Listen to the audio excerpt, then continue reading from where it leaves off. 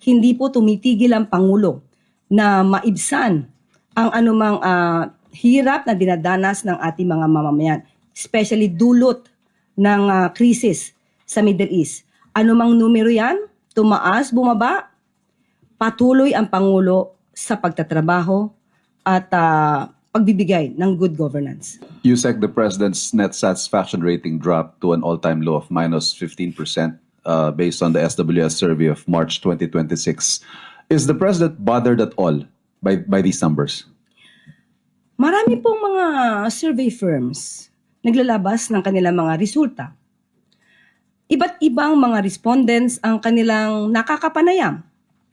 Noong nakaraan lamang po sa Boses ng Bayan ng OCTA, lumalabas po na ang Pangulo, si Pangulo Marcos Jr., ay tinagurian o binanggit na highest rated among the top 4 officials in a nationwide survey.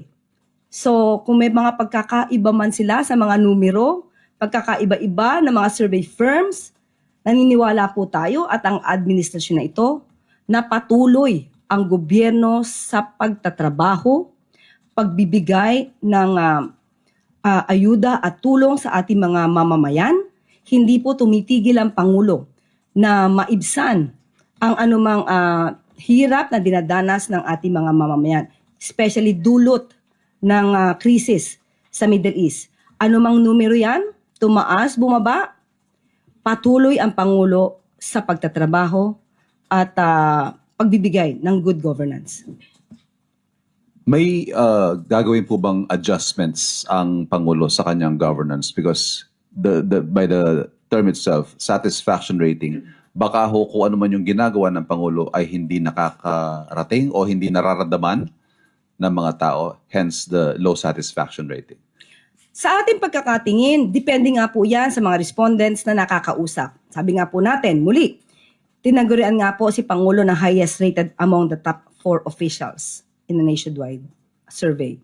So naniniwala po tayo na nararamdaman ng ibang mga kababayan natin ang ginagawa ng gobyerno. Nagkakataon lamang po siguro ang nakakausap ay mga taong hindi pa nahatiran or hindi pa naramdaman ang tulong ng gobyerno. But still, ang mga numerong ito makakatulong para mas pagbutihan pa.